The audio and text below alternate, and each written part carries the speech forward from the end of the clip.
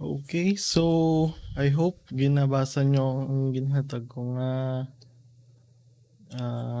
modules. So, ma-review kita sa atong SPP or Standard Professional Practice Documents. So, may ara kita 1, 2, 3, 4, 5, 6, 7.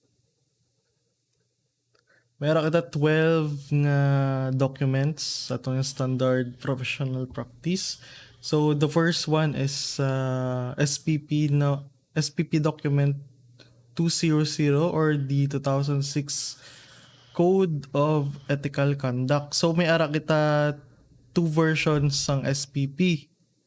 So ang first naton is from 1981 UAP documents.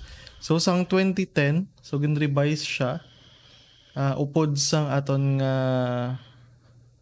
RA 9266 or the Republic Act 9266 or Architecture Act of 2004. So ang iyang IRR or the implementing rules and regulations, so ara ni siya ang bag-o naton nga standard professional practice, which is 12 na siya kabilog. So sang 1981, so ang documents or ang UAP documents pito lang siya kabilog. So ara ang UAP Doc 201 or the pre-design services, UAP document 202 or design services, 203 specialized allied services, 2004 construction services, 2005 205 post construction services, 206 comprehensive architectural services, and 207 design build services. So pito lang siya kabilog, pero sang 2010 upod sang aton nga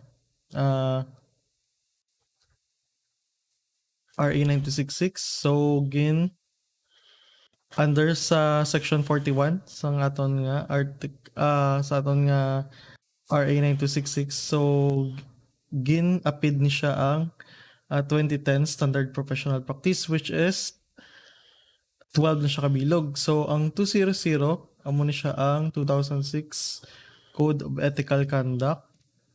So may ara kita the file. So resolution number 2, Board of Architecture series of 2006, adaptation and promulgation of the Code of Ethical Conduct for registered and licensed architects and for holders of temporary special permits under RA 9266, known as the Architecture Act of 2004. So ang amo nga file ara ni siya sa aton nga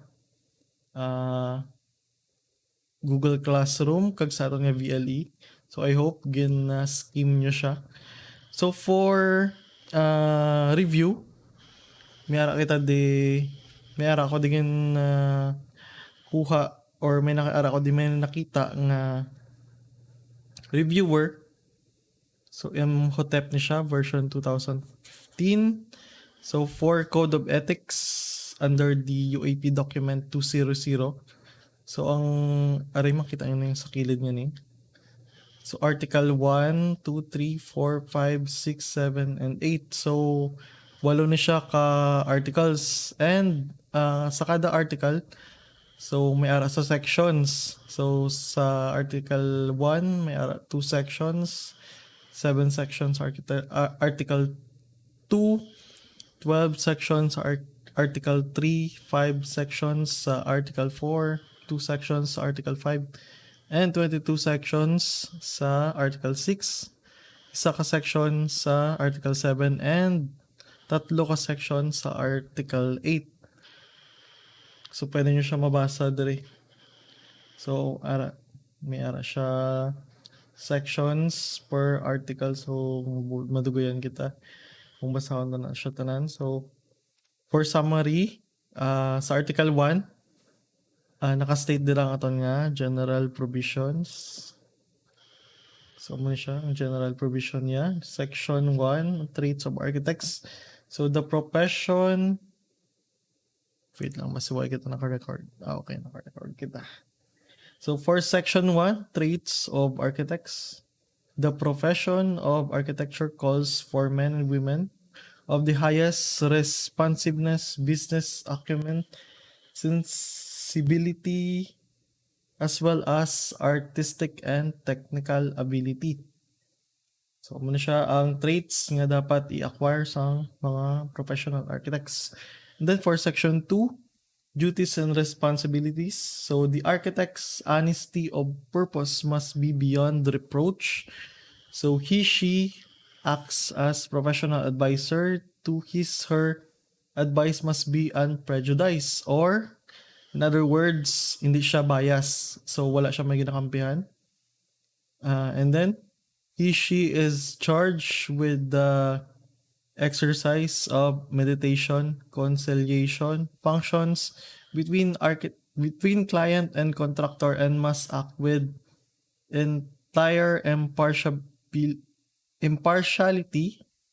Then she has moral responsibilities to her professional associates or ang mga upodya sa profession, and subordinates or ang mga tao under sa iya. And she is engaged in a profession which carries with it grave responsibilities to the public. So these duties and responsibilities cannot be properly discharged unless his or her motives, conduct, sense of moral values, sensitivity, and ability are such to command respect and confidence. So muna siya ang aton nga sa Article 1 under sa General Provision. So for Article 2, the architect's responsibility in relation to the people. Then for Article 3, it's all about the architect's responsibility in relation to his or her client. Then for Article 4, the architect's responsibility in relation to the contractor. Then the architect's responsibility in relation to the manufacturers, dealers, and agents. Then the architect's responsibility in relation to his or her colleagues and subordinates or ang mga upodya. Then for Article 7, ang muna siya ang architect's credo. And for Article 8, this is the miscellaneous provision. So, if an architect or a professional violates the code under this code of ethics, so may ara siya fine nga 100,000 pesos to 5 million, and pwede siya mapriso for 6 months to up to 6 years. So, may imprisonment siya for 6 months to 6 years if proven guilty nga ginlabag ninyo ang Code of Ethics. So, muna siya ang under sa document 200. Then, next kita for 201. So, pre-design services. So, ipanglawag ko lang nanay. Iisa-isawan ko lang later. Then, for 202, the design services. For 203, specialized allied services. 204A, full-time construction services. 204B, construction management services. 205, post-construction services. 206, comprehensive architectural services. 207, design and build services. 208, architectural design competition or ADC. And for 209, professional architectural consulting services or PACS. And then for 301, the general condition. So, duwa ang duwa ang nagdugang. So, sa una, asa lang sa 207, asa lang sa design and build services. So, nagdugang ang architectural design competition and professional architectural consulting services. So, ang general condition, ara na siya daan beforehand. And then, total ara naman dira, i-discuss na lang parte sa IRR or Implementing Rules of Regulation of Republic Act 9266 or the Architecture Act of 2004 or the Architect's Law. So, may ara kita 5 ka rules. Rule 1, Rule 2, Rule 3, Rule 4, and Rule 5. So, sa kada rules, may ara sections. So, for Rule 1, naka-state ang title, policy state definition of terms, and scope of practice. For Rule 2, dila nakastate ang Professional Regulatory Board of Architecture or the PRBOA. So, ginadiscuss dira ang organization, powers, and function. So, pwede nyo dira mabasa. Then for Rule 3, the examination, registration, and licensure. So, ara dira ang mga rules for examination, types of examination, registration, and licensure exams. So, pati mga subjects and topics ara na. Then for Rule 4, the practice of architecture or how an architect practice its profession. And then for Rule 5, the final provisions. So section meron na meaning sina is from section 40 to section 47. So muna siya naka-enclose na siya sa final provision or sa specific rule nga naka-state dira. So the violation of IRR of RA 9266 has the penalty of 100,000 to 5 million pesos and imprisonment of 6 months to 6 years. So damo naga-violate sa aton nga RA 9266 pero wala pa sang may nasampulan. So ang any head of government, agency, or officer of a private firm, institution who violates the RA 8981 or the PRC Modernization Act.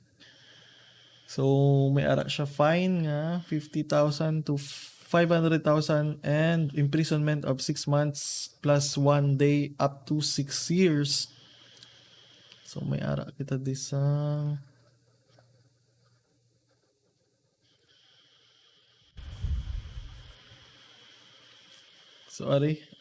PRC Modernization Act. So Republic Act 8981 or an act of modernizing the Professional Regulation Commission repealing for the purpose of Presidential Decree numbered 223 entitled Creating the Professional Regulation Commission and prescribing its power and function and for other purposes. So ang naka-state dito na gin-mention is dito siya.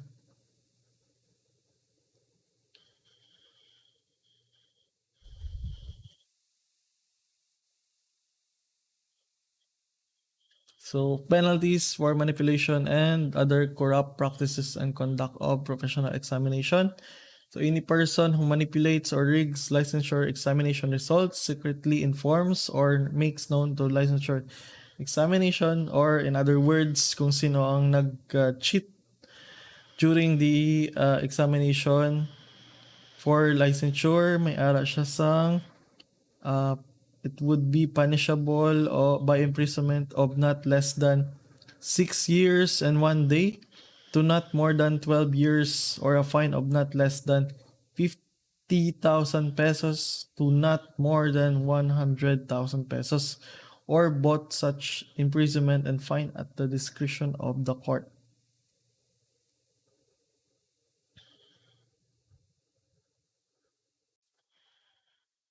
Is ano pa na di?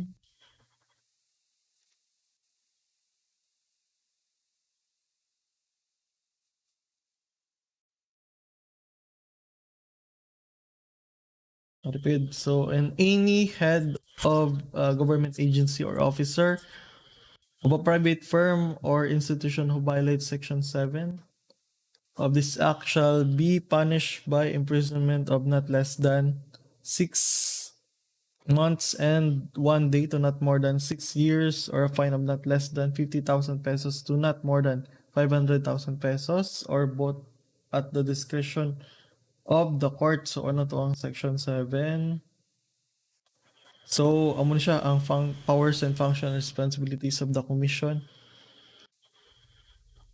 So to administer, implement, and enforce the regulatory policies of the national government with respect to the regulation and licensing of various profession and occupation under its jurisdiction, including the enhancement and maintenance of professional and occupational standards and ethics to the enforcement of rules and regulations relative thereto. Meaning if a specific agency nga nag-hire sila sang uh, professionals nga wala nakapasar sa board with the title of an architect, so it's punishable by law under this Modernization Act. So also the conduct of licensure exams. So failure to issue certificates of registration and professional license bearing the registrant's name, picture, and registration number signed by all the members of the board concerned with the chairperson with the official seal of the board and commission affixed thereto, which certificate shall be authority to practice at the option of the professional concerned, ministerially issued the professional identification card to be used solely for the purpose of identification upon payment of appropriate amount. So muna siya ang PRC Modernization Act. So next is also nakabutang dire sa RA 9266 nga without first executing a written contract or service agreement. So may ara man na siya fine of not less than 200,000 and imprisonment of not exceeding 6 years. So sa mga architect nga wala nag-issue sang contract or service agreement between his or her client before mag-start ang isa ka project. So it is punishable by law. And pwede ka mag-fine sang 200,000, not less than 200,000, and imprisonment of not exceeding 6 years. So for methods of compensation, so may ara kitang percentage of PCC or percentage of project construction costs. So application is used worldwide. For example, may ara kita 1 million. So may ara kita certain percentage or standard percentage nga gina-multiply sa project construction costs. So and then amo na siya ang imo nga professional fee. And then may ara man kita nga multiple of direct personal expenses or MDPE. So it's for non-creative work. And then may ara man kita sa professional fee plus expenses or the PFPE or so ang application niya sana is the continuing relationship or sunod-sunod ang mga projects. And then may ara man kita sa lump sum or fixed fee LS/FF. So it is for government projects. And then may ara kita per diem honorarium plus reimbursement expenses. So para niya siya sa if i-hire ka at your personal time and then layo siya sa imong location. So may ara na siya nga specific fee nga gina patong. So may ara kita. The last one is the mixed method of compensation or mix of different methods, 2 or more different methods. So ang methods naman of selection between the professionals is direct selection or direkta ka lang agin select sang client. For sabi may nakita siya nga project nga ginobra mo. So makot siya kung sinong architect and then directly gin contact ya ka and gin hire. So that is direct selection. So application niya sana is relatively small projects. For sabi mga residential, mga commercial. So the basis and the process is the reputation, recommendation of a friend, recommendation of a former client, so recommendation of another architect. So kung may ara to isa architect and then damo na siya project, occupied na siya, so pwede siya ka-recommend sang another architect nga kilala ya. So that is direct selection. Then the next one is comparative selection. So it is applied on institution, corporation, and public agencies. So may ara naga ano sila naga kadto sila on a specific time sa isa ka agency or institution, and then ga-present sila sa ilang proposal. Then nagapili ang board sang architect nga gusto nila i-hire. So the basis in the process is first gina-invite sila, and then second pre-qualification, then may ara interview, may ara verification, evaluation and ranking, and number 6 is negotiation. And then the next is the Architectural Design Competition or the ADC. So ginagamit naman ni siya sa mga civic or monumental projects. So mga ginagamit na siya sa design competition. So naga-posting sila sa ilang design competition, and then the guidelines, and then naga-intra ang different architects. So kung sino magdaog, amo na siya ang pilion niya design. So it is the idea competition and design competition, or it could be also design build competition na sila ang mag-design, ang mapilian niya design, so sila man ang ma-build. So that is architectural design competition. Okay. So tuuto na. Okay, so dire kita. So for document 201 or the pre-design services, so the manner of providing services is AOR or architect of record, and then consulting architect for SDP or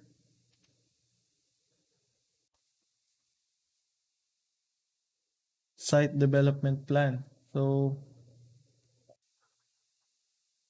ang scope niya is consultation, pre-feasibility studies, feasibility studies, site selection analysis, site utilization and land use studies, architectural research, architectural programming, space planning, space management studies, value management, design brief preparation, and promotional services.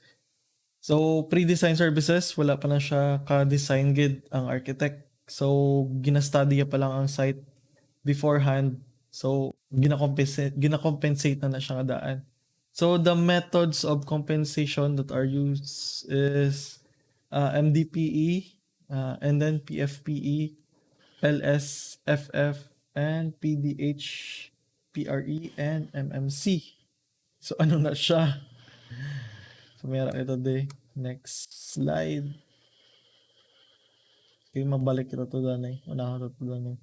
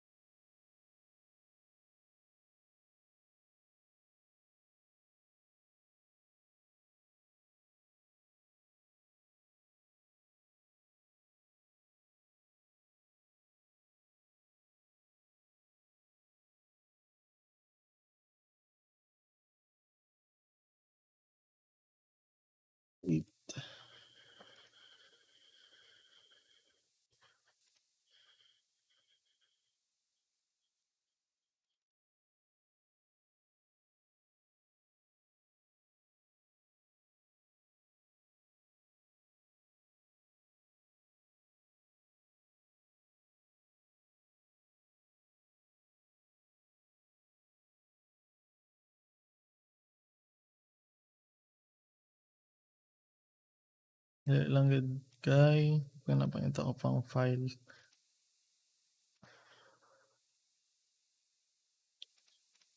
So, ara na siya sa Architect's Guidelines. Methods of Compensation, UAP Document 208A. So, gina-explain na dire ang different kinds of compensation. Amo to siya ang mga pang hambal kagina. So, ari. methods of compensation.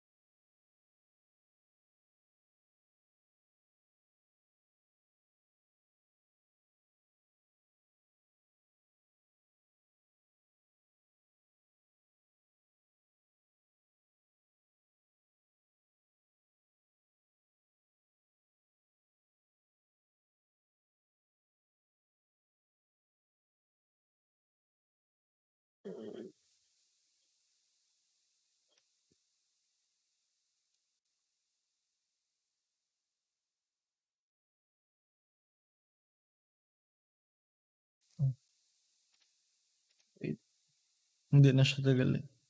Hindi na siya 208, ara gid na siya sa SPP 201. So ara na siyang detailed na explanation. So ara sa methods of compensation. So ang MDPE or the multiple MDPE 1.5 minus 2.5. MDPE or multiple direct personal services. So this cost-based methods of compensation is applicable only to non-creative work such as accounting, secretarial, research data gathering. So amo to siya nga balwang studies before mag start ang project or the promotional go pang obra sila sang advertisement posters parte sa project nga matabo. So that is ara na siya sa SPP Document 201 or the pre-design services. So ang formula sang MDPE or the multiple direct personal services.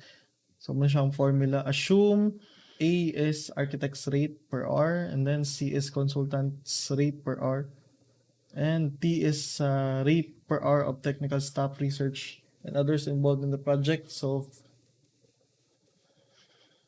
EN, CN, and TN is number of hours spent by architect consultants and technical staff. Then ang M is multiplier to account the overhead and reasonable profit. So the value may range from 1.5 to 2.5 depending on the setup of the architect's office and complexity of the project.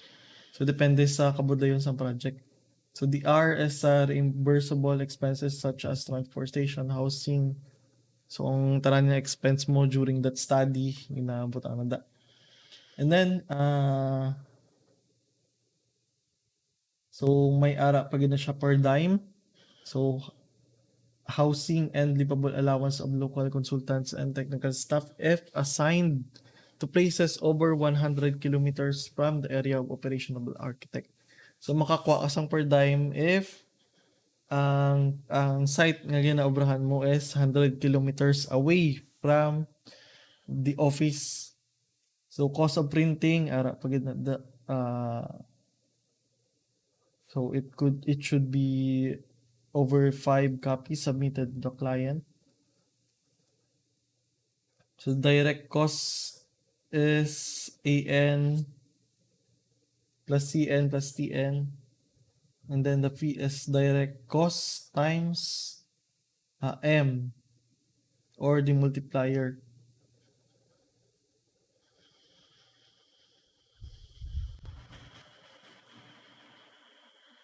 So the total cost of service charged to the client is fee plus R.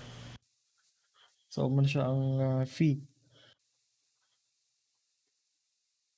Direct cost is architect's rate per hour times number of hours plus consultants rate per hour times number of hours then plus technical staff rate per hour times number of hours. Then ang total is the fee. I mean ang total is the direct cost. And then fee equals direct cost times multiplier. So to account for overhead and reasonable profit that may range from 1.5 to 2.5. So amo na siyang range siya. So, ang direct cost, i-times mo siya from ranging 1.5 to 2.5 depending on the setup of architect's office and complexity of the project. So, ang range lang na is 1.5 to 2.5. So, for example, buday-buday ang project. So, ang gamiton nga multiplier is 2.5. So, ang direct cost i-times mo sa 2.5. Then, ang total cost nga by the ni client is amo na to sa ang direct cost plus times multiplier plus ang R, which is the reimbursable expenses or the mga gastusang sang mga technical staff during the study. So, muna siya ang total nga bayaran niya. So, that is the uh, MDPE or the Multiple Direct Personal Services. So, muna siya ang ginagamit ni Document 201. Then, may harap pagid pwede pagid professional fee plus expenses. So this method or compensation is frequently used where there is continuing relationship involving the series of projects. So it establishes a fixed sum over the above reimbursement for that architect's technical time and overhead. So it is an agreement on the general scope of work is necessary in order to set an equitable fee.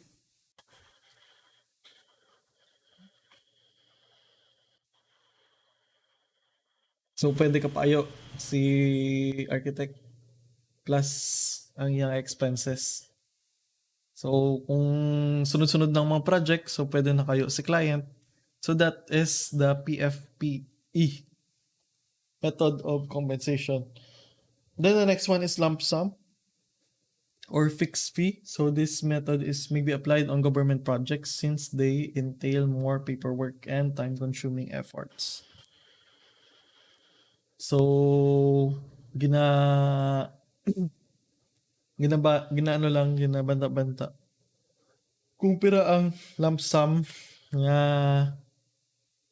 gusto ni client ibayad kay architect. So, dapat reasonable man ang lump sum. Then, fixed na siya nga daan. So, may harap pagi kita PD, HP, and RE or the per dime honorarium plus reimbursement expenses. So, in some cases, a client may request an architect to do work which will require his personal time, such as attending project-related meetings, conferences, trips, conducting ocular inspection, possible project sites, and conferring with others regarding prospective investment or ventures and the like. So, for these responsibilities nga gana by the ni client, so ginagamit na siya sang per dime. So, per dime, ginabayad na siya if over 100 kilometers ang location sang kadtuan mo from your office. So that is per dime. And then honorarium. And then the expenses nga gasto ni professional sang obra siya sang iyang duties as profession hired by the client. So for this particular activities, the architect as agent of the honor may be paid on a per dime and honorarium basis plus out-of-the-pocket expenses such as but not limited to travel, accommodation, and subsistence. So that is PD, HP, RE. Then the MMC or the mixed methods of compensation. So if gamit nga method of compensation is the combination of two or more methods nga ari diri. So that is MMC. So next is the 202 or the regular design services. So the manner of providing services, architect of record gyapon, and then consulting architect for site development plan, single contract, and sub-consultant or separate contract. So ang iyang scope is project definition phase, then design development phase, contract document phase, bidding or negotiation phase, and construction phase. So ginahuman na natin ang set of plan, permado na sa mga professionals, ready for bidding na, and ready for construction. So that is under the regular design services or the SPP document 202. So method of compensation is same gyapon, MDPE, PFPE, LSFF, PDH, PD, HRE, and MMC. So ang nagdugang lang is ang PCC. So anong PCC? PCC is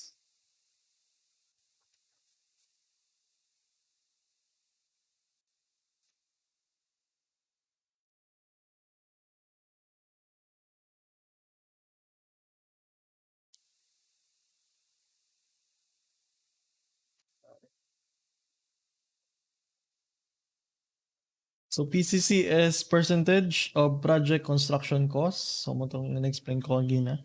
So the architect's fee based on the PPC shall be detailed in the architect's guidelines.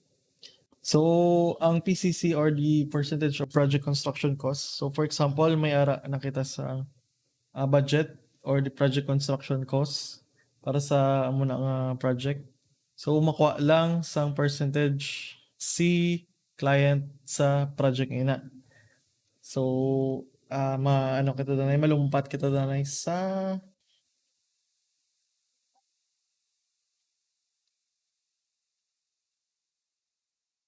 yun to. Sorry.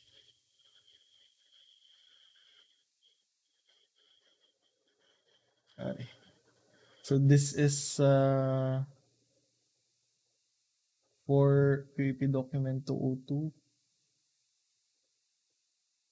Emotion. So that is for the old one. So nagbago ang percentage. So ang old ni siya nga UAP document 202. So amo na siya sang una. So ang gin-revise na siya, amo na siya. So naglain lang is may ara ka na sang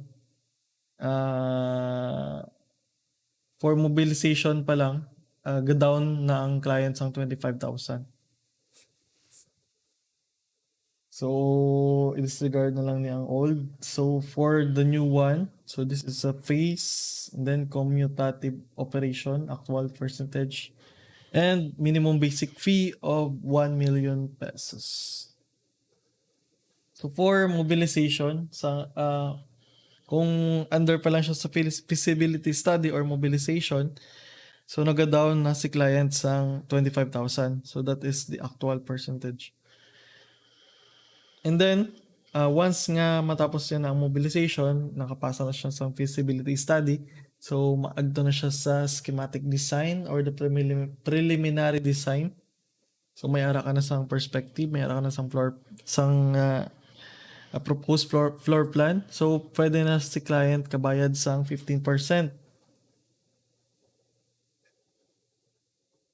So ang 15% minus sana siya sang gin down ni client for mobilization.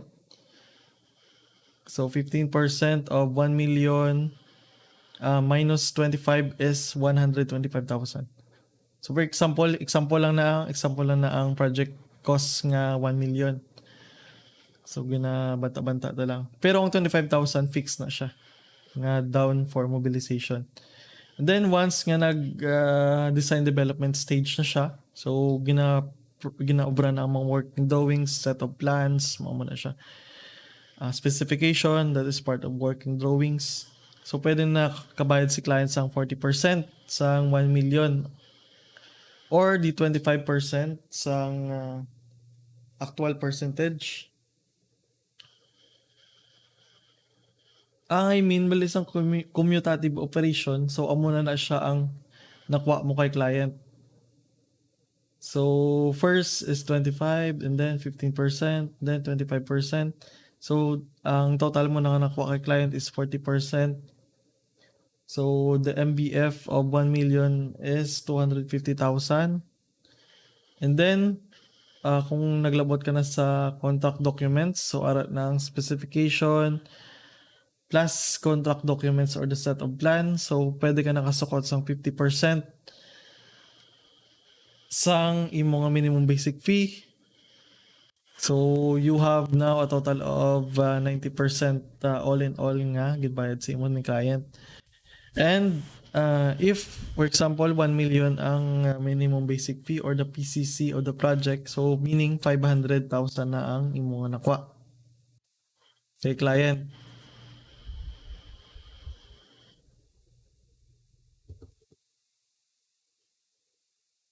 And then for completion, so mayara ka na sang part-time supervision. So ang next mo sukot is 10%, which give you a total of 100% nga nakuha mo kay client. And then that is equivalent to 100,000. And then the actual percentage is now 1 million. So sala ako hambal kong gina PCC or project construction cost. So MBF is 1 million, meaning amo gina ang imo nga i-acquire as a minimum basic fee. So ang sukot mo is 1 million. So muna siya.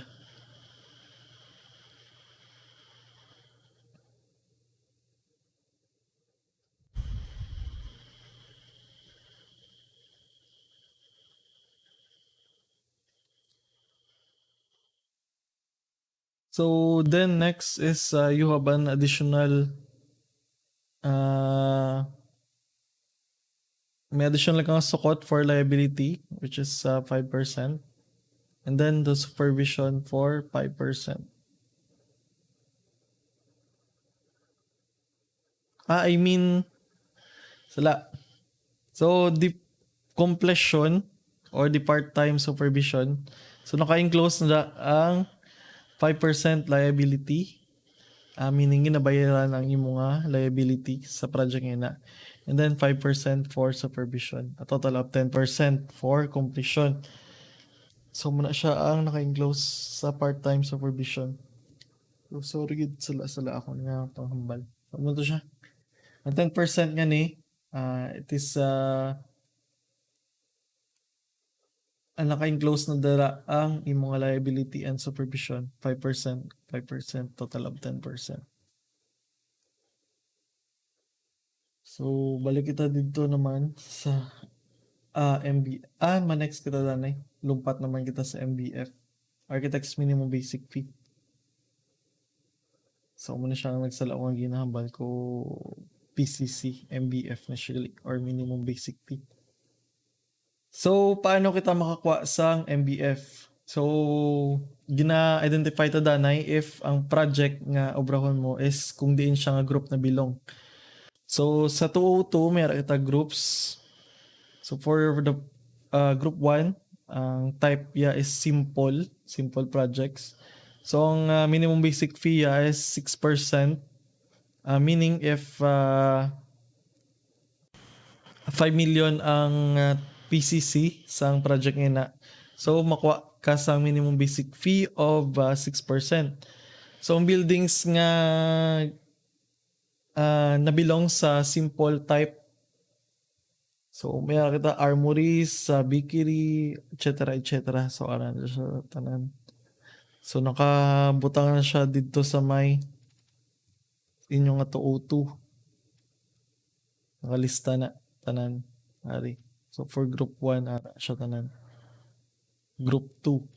So for group 2, moderate ang type, and then the minimum basic fee is 7%. So muna siya mga buildings nga na belong sa aton nga group 2. So balik kita liwat sa simple. So kung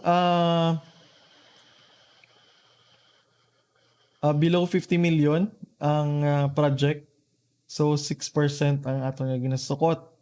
And then, if maglapaw na siya sa 50 million, so for example, 50 million to 100 million, so gamat-amat siya nubo.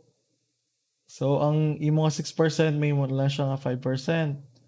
Kung 100 million to 200 million, ang 6% mo, may mo na lang siya 4%. And then, so on. May mo na lang siya 3%, 2%, 1%. Kung over na siya 1 billion pesos. May mo lang siya 1%. And then, same man sa moderate type of buildings. So, from 7%, mamatamat man siya nubo. Then, for exceptional, 8% siya. So, ang mga exceptional type of buildings is airports, wet and dry ports and terminal, aquariums, auditorium, breweries, etc. Hotels, ara man na siya sa exceptional. So, mga buildings siya nga mabudlay i-design. A mental institution, mortuaries, nuclear facilities, observation, public health centers, hospitals, nabilong na di, mga hospitals. Yes, oo, hospitals. So, 8% na siya ang ginasukot. So, kung below 50 million, 8% ang nasukot. And then, kung maglapaw na siya 50M to 100M, 7% na lang. Then, 100M to 200M, may mo na lang siya 6%. 200 million to 500 million, may mo na lang siya 5%. 500 million to 1 billion, may mo na lang siya 4%. And if above 5 billion na siya, may mo na lang siya 3%. And then for residential, so ang residential naton is 10% of PCC ang ginasukot. So ang buildings nga nabilong sa aton nga residential types is single attached or duplex, row houses and shop houses, saranda, small apartment houses and townhouses. So why na siya sang increments. So naka-fix siya to 10%. So hindi why na siya sa mga. And then for monumental is exposition of rare buildings, mausoleums, memorials and monuments, museums, specialized decorative buildings. So 12% na siya ang sukot kay Budlay na siya this time. And then for repetitive, for example, ang ubrahon nga drawings is row houses or mga parareho nga pre-constructed housing. So repetitive na siya kay isa lang siya ka plano, single plan pero kapila siya gamiton in a different sites.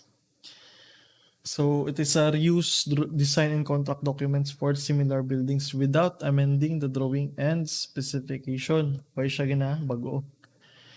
So the first nga design, so 100% ang imo bayaran. And then for the second is 80%, third 60%, fourth 40%. So pero ang kakatabo subong once nga nasa imong plano, pag gusto na siya dayon construct, wala siya gabayad liwat. Pero sa tuod lang, pwede ka kasukot liwat na sa iya.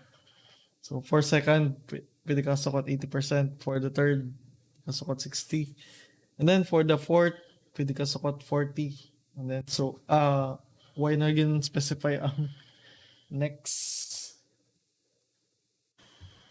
So siguro libre na siya.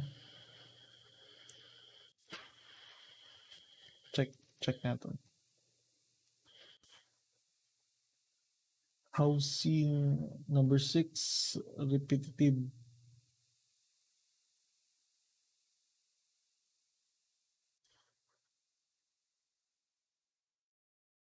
Why man siya naka-specify?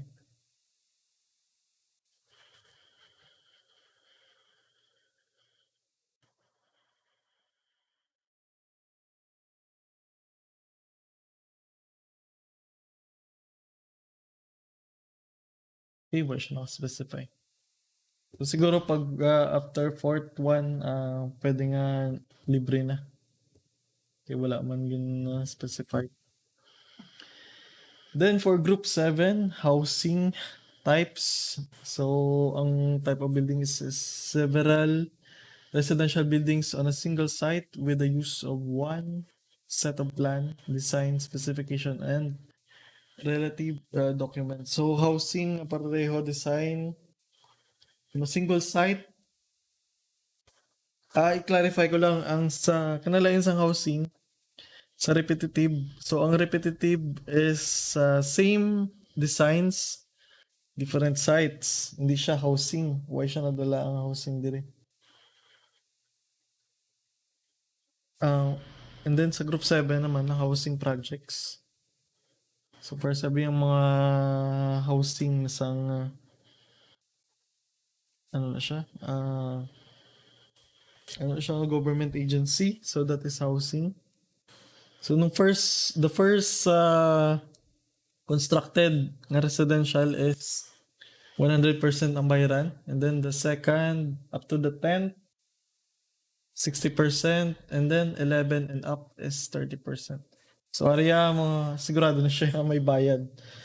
May bayad na siya asa sa pinakalas nga building kay 11 plus up to infinity. So, and then for group 8, extensive detailing. So ang MBF is 15%. So design for built-in components or elements, built-in equipment, special fittings, screen counters, architectural interior, and development planning or design. So extensive detailing na siya. So ang sukot is 15% of the PCC or the project construction cost. So i-times mo lang na siya ang 15%.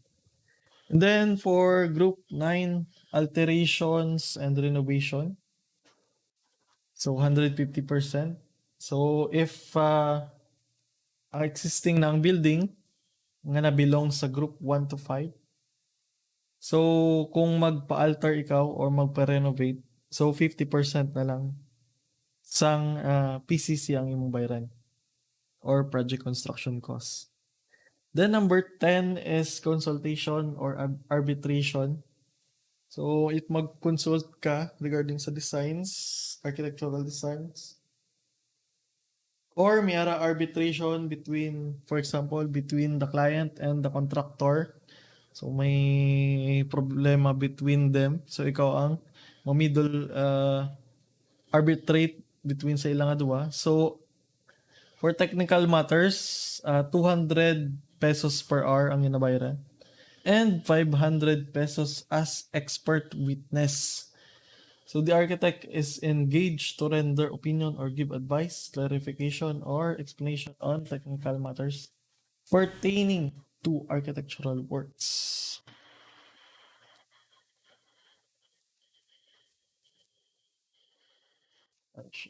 The architect is engaged to render opinion or give advice, clarification, explanation on technical matters pertaining to architectural works.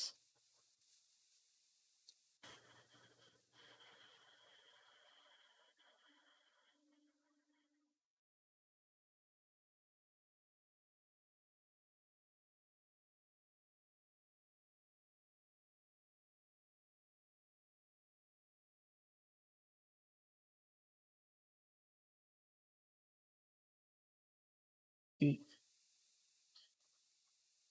So, ano siya pag i-lecture ang old na SPP. Okay naman na siya. Okay, so tapos na ta sa 202. So, ang ginistoryan to kung under lang to siya sa regular design services or the SPP document 202. Proceed kita sa SPP document 203. So, specialized architectural services.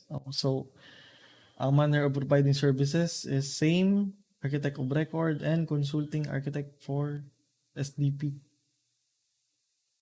So, ang scope niya is architectural interiors services, acoustic design services, architectural lighting, Site Development Planning or SDP services, Site and Physical Planning services, Master Development Planning, Subdivision Planning, Urban Design, Comprehensive Development Planning services, Historic and Heritage Conservation Planning, Security Evaluation and Planning, Building System Design, Facilities Maintenance Support, Building Testing and Commissioning, Building Environment Certification, Forensic Architecture, Building Appraisal, Structural Conceptualization, Preliminary Services, Contract Documentation and Review Services, Post-Design Services, including Construction Services, Dispute Avoidance and Resolution, Architectural Research Methods, Special Building Facility Planning Design, Building Components, and Management of Architectural Practices.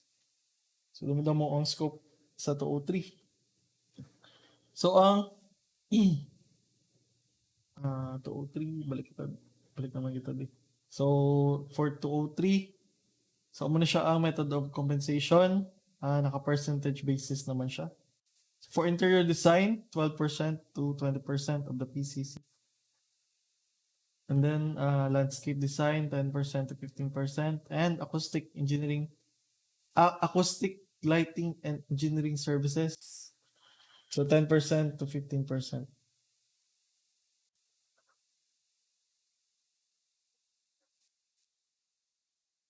So balik ta.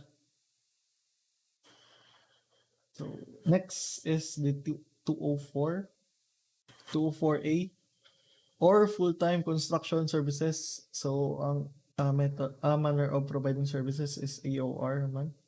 Architect of record or ikaw ang nagpirma under the supervision. That is AOR. And then ikaw pagid ang consulting architect. And ikaw ang construction supervision group or ikaw ang supervise sa project. So ang scope yun is quality control, then the evaluation of construction work, preparation of daily inspection reports, and filing of documents.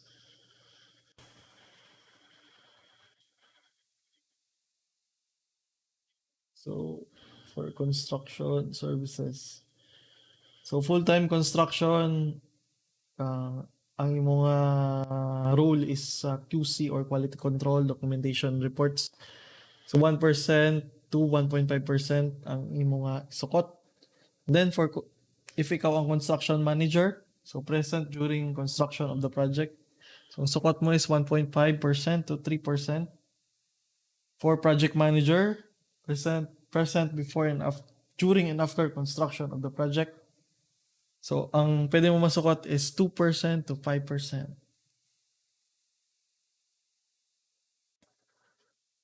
So that is 204A. So ang man na siyang sa 204B, ang man to siyang suktanay. So CM, Construction Manager. So kung ang imo naman yung scope is coordination and supervision, cost and time control, quality control of work, keeping of records. So that is 204B. So for SPP document 205, so the post-construction services. So ang scope yun naman sini is building and facilities administration, like building maintenance, grounds and landscaping supervision, building equipment maintenance, business development and management, and post-construction evaluation. So after na nisang construction, na-construct ng building. So under ka sa maintenance. So like ang SM, may ara na sila sa mga maintenance, mga architects, in-house architects na naga-provide sa building maintenance sa ilang building. So under na siya sa post-construction services sa mga architects.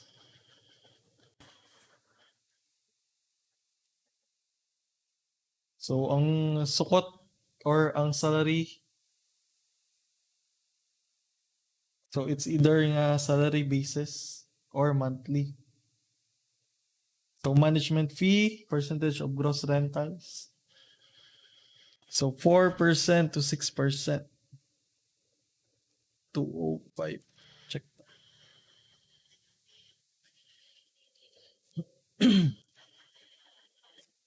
So methods of compensation, percentage of gross rentals, maintenance, and security fees. Or bayaran ka sa kumpanya monthly salary. Okay. Next, design and build. Ay, 206 taglit na.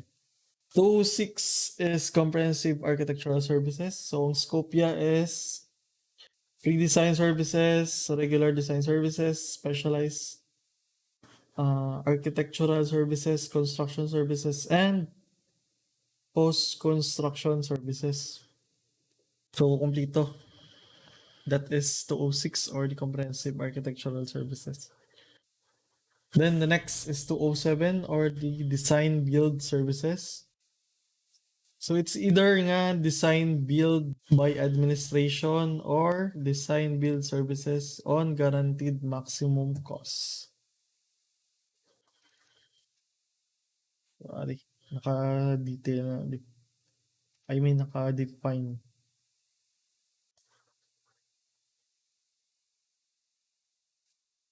So design build services by administration. Scope of design build services by administration is similar to that of the architect's regular design services or SPP Document 02.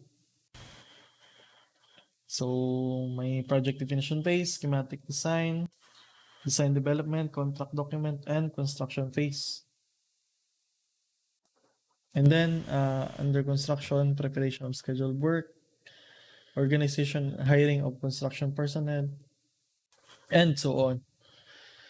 So ang design build services with guaranteed maximum project construction costs. So this method is essentially the same as design build services by administration, except that the architect provides the owner client a guaranteed maximum project construction costs for the construction of the project. So the architect gives the owner or client an estimate of the project.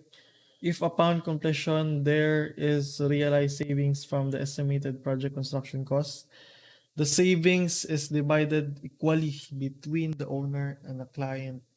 Owner, client, and the architect. Meaning if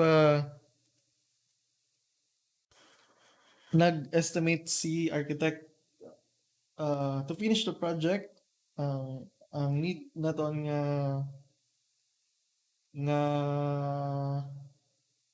project cost is 5 million. So mapagawa si client sang 5 million. So i-construct na dayon ni architect. So if na-construct ang building fully furnished in just 4.6 million pesos, so may savings nga 400,000. So 400,000 yun na tungaon na ni client and ni architect. So that is guaranteed maximum project construction cost. So the project construction cost is guaranteed by the client not to exceed 10% of the estimated project construction cost.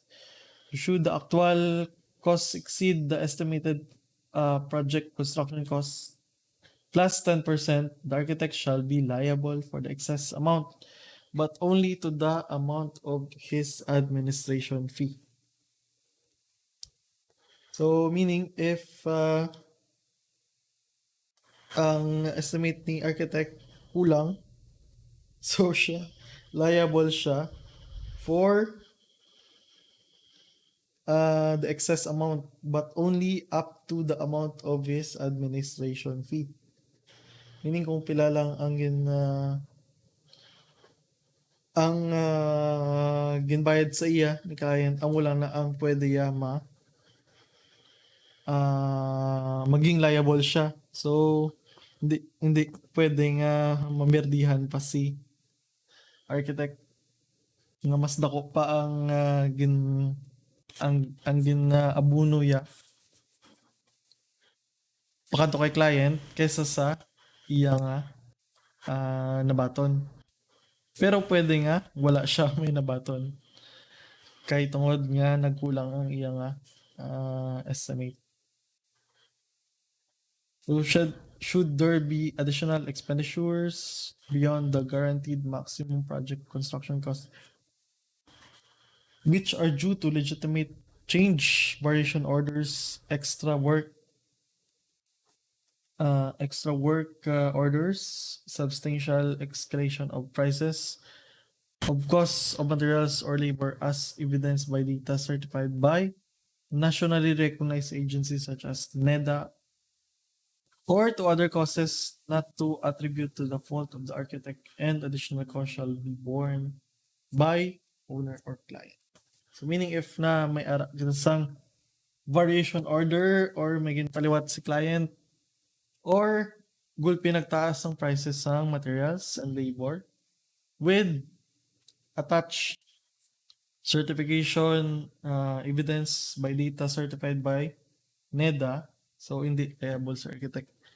So ang liable sina for additional costs is the owner. So the design and build services for UEP document 207.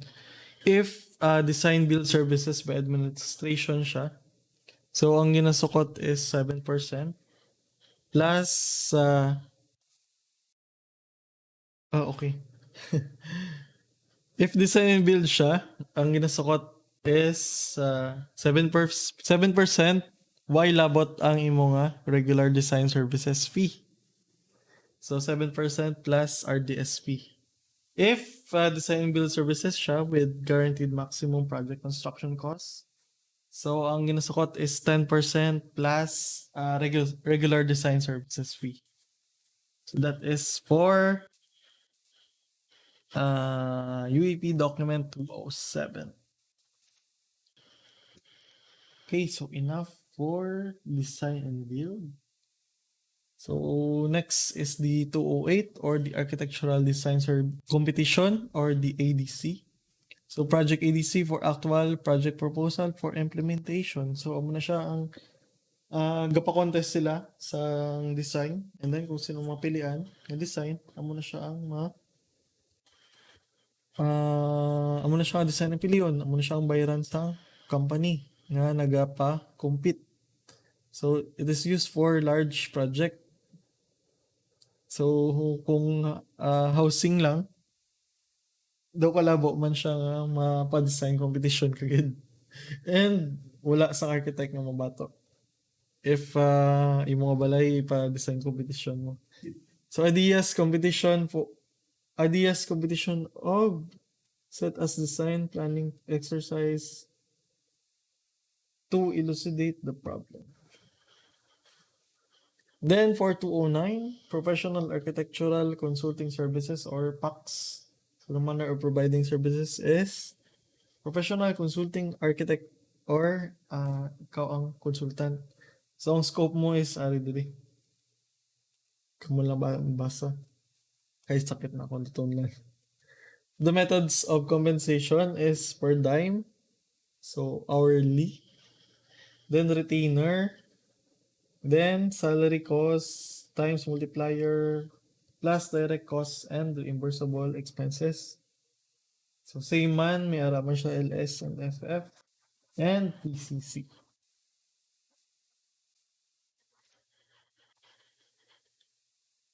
So 301 general condition, na may file ko daan ginhatag sa inyo. General condition. Basta ko nyo lang na. Wala nyo ginbasa, ate.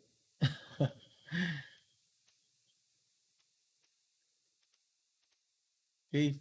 So, siguro dira lang malibot-libot ang ako ni exam sa SPP Documents sa lecture ko. So, additional info. Interest rate per annum in case of incomplete or non-payment. Or sabi si client ay nagbayad. So, may interest rate na siya. So, per annum or yearly, annual. So, 2% ang saka sang professional fee if Y kabayad si client. So, that is the interest rate. So, for government employee, as architect of record, so may ara kita na incentive pay to cover civil liabilities. So for example, government employee ka, and then hire ka as architect of record sa project nga gin-implement mismo sang agency nga kundi ang gagaobra. So ang hindi ka makasukot sang percentage. I mean sang regular design nga percentage. So pwede mo lang masukot is 1.5% of project construction costs, and it should not be more than 50% of your annual salary.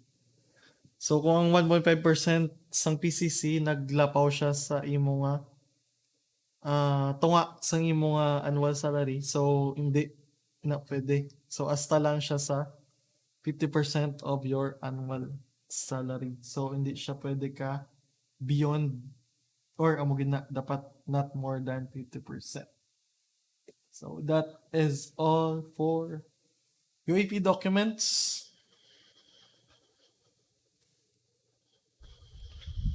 Okay, so good luck to your final exam. So ang iban nga topics, so naka-start naman ko sang nagligad during our meetings. So ang iban, scheme nyo lang. Pero more or less, diri ko ma-focus sa UAP documents. So that's all and good luck.